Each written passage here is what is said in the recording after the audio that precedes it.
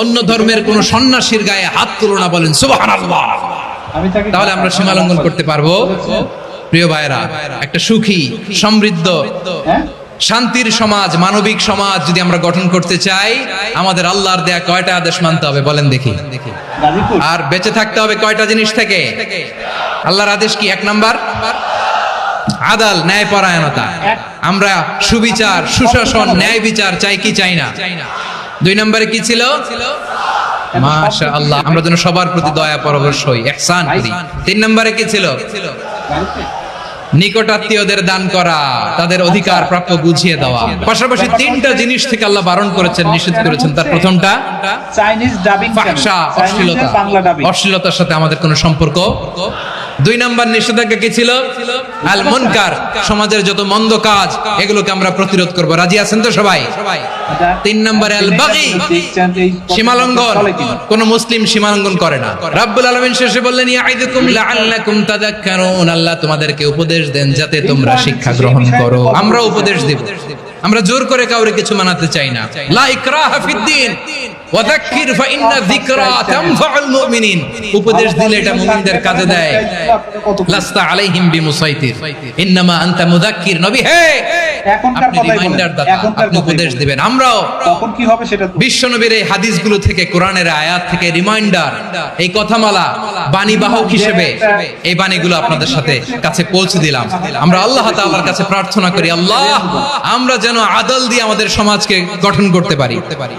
আল্লাহ আমরা যেন ইহসান করতে পারি, আমরা যেন নিকটাত্মীয়দের দান করতে পারি।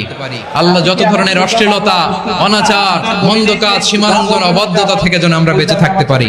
আল্লাহ তাআলা আমাদের সবাইকে কথাগুলো বোঝার ও আমল করার তৌফিক দান করুন। নারীর মন বুঝতে পারলে নেয়ামত, বুঝতে না পারলে কিয়ামত। শেষ কন্ডিশন, আপনি তাকে একটা মুচকি হাসি দিয়ে দেন, সে তার কলিজা দিয়ে দেয়।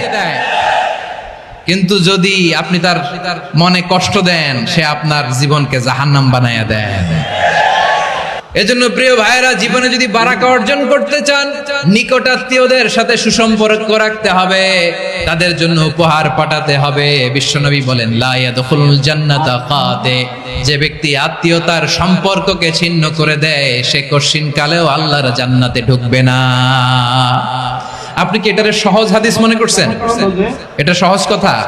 আপনি ভাবছেন আপনার নামাজ আপনারে বাঁচাতে পারবে, আপনার রোজা বাঁচাতে পারবে, আপনার তাহাজ্জুদ আপনারে বাঁচাতে পারবে? আমি যে টপিকটা নিয়ে আজকের ঐতিহাসিক চট্টগ্রামের প্যারেড ময়দানের তাফসিরুল কোরআন প্রোগ্রামে আলোচনা করব, সেটা হচ্ছে সূরাতু আন-নাহলের 90 নম্বর আয়াত নিয়ে কিছু কথা আমরা উপস্থাপন করবার চেষ্টা করব ইনশাআল্লাহ। এই আয়াতটা অনেক কম্প্রিহেন্সিভ একটা আয়াত। সাইয়েদনা আব্দুল্লাহ ইবনে মাসউদ রাদিয়াল্লাহু তাআলা আনহু উনি বলেছেন ইন্নাহা মিন আজমাই আয়াতিল কুরআন, এটা কোরআনের সবচেয়ে জামে মানে আয়াত। যদিও ছোট্ট আয়াত, অল্প কিছু কথামালা, কিন্তু তিনি বলতেন এটা কোরআনের সবচাইতে জামে মানে সবচেয়ে কম্প্রিহেন্সিভ একটা আয়াত, যেখানে শব্দ কম কিন্তু এটার দোতনা, এটার আবেদন, এটার মিনিং অনেক বেশি। এই আয়াতে আল্লাহ তাআলা বেসিক্যালি আমাদেরকে 3টা বিষয়ে আদেশ করেছেন আর 3টা বিষয়ে বারণ করেছেন, মানে নিষেধ করেছেন। 3 do's and 3 don'ts, do's and don'ts, 3টা আদেশ, 3টা নিষেধ। এই ছোট্ট একটা আয়াতে গোটা ইসলামী শরিয়ার the gist, the cream of the creams, গোটা ইসলামী শরিয়ার মূল নির্যাসকে আল্লাহ ঢুকিয়ে দিয়েছেন। 3টা আদেশ আর 3টা নিষেধ। আসুন আমরা সরাসরি কোরআন থেকে শুনি, সবাই পড়ুন। আউযু বিল্লাহি মিনাশ শাইতানির রাজীম, বিসমিল্লাহির রহমানির রহিম। ইন্নাল্লাহা ইয়া'মুরু বিল আদলি ওয়াল ইহসানি ওয়া ইতাই যিল কুরবা ওয়া ইয়ানহা আনিল ফাহশাই ওয়াল মুনকারি ওয়াল বাগি ইয়া'ইযুকুম লা'আল্লাকুম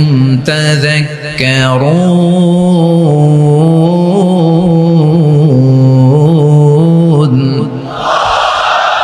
আল্লাহ তাআলা ইরশাদ করছেন ইন্নাল্লাহা ইয়া'মুরু বিল আদলি ওয়াল ইহসান, নিশ্চয় আল্লাহ তাআলা তোমাদেরকে ন্যায় বিচারের আদেশ দেন, সদাচরণের আদেশ দেন, নিকট আত্মীয়দেরকে দানের আদেশ দেন। আদেশ কয়টা? নিশ্চয় আল্লাহ তাআলা তোমাদেরকে ন্যায় বিচারের আদেশ দেন, সদাচরণের আদেশ দেন। তিনি তোমাদের নিকট আত্মীয়দেরকে দানের আদেশ দেন, আর তিনি তোমাদেরকে অশ্লীলতা থেকে নিষেধ করেন, মন্দ কাজ থেকে নিষেধ করেন, অবাধ্যতা সীমা লঙ্ঘন থেকে নিষেধ করেন। তিনি তোমাদেরকে উপদেশ দেন যাতে তোমরা শিক্ষা গ্রহণ করো। সুবহানাল্লাহ। উপদেশ দিচ্ছে স্বয়ং কে? তিনটা জিনিসের আদেশ। ইয়ামুরু বিল আদল,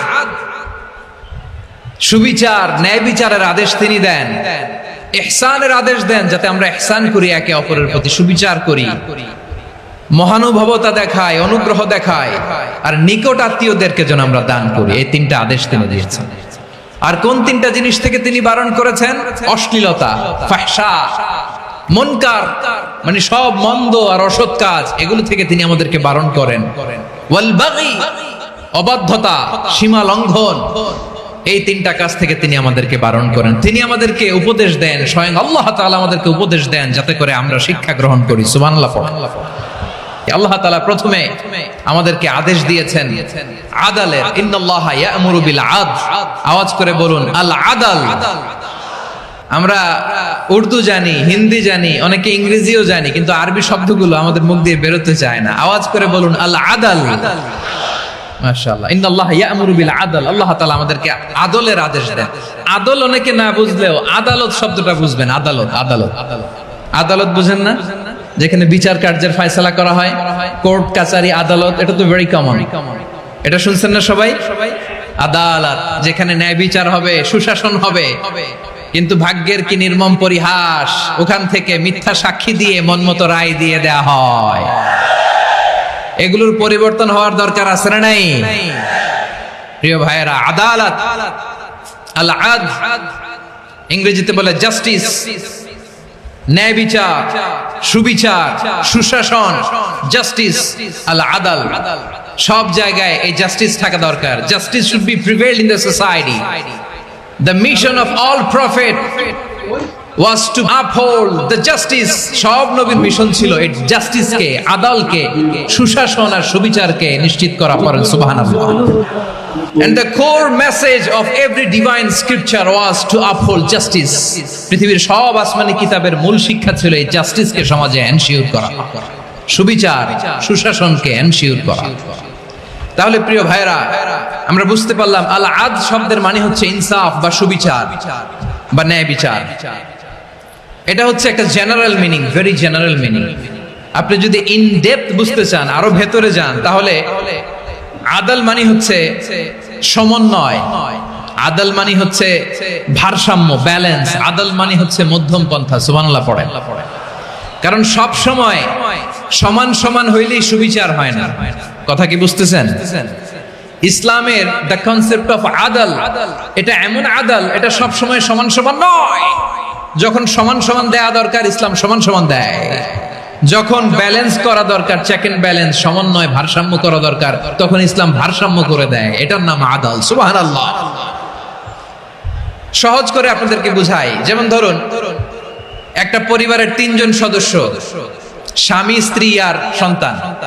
তাদের সকালবেলার ব্রেকফাস্টে স্বামীর, সকালের নাস্তায় স্বামীর 3টা রুটি লাগে, স্ত্রীর 2টা লাগে, আর সন্তানের 1টা রুটি লাগে।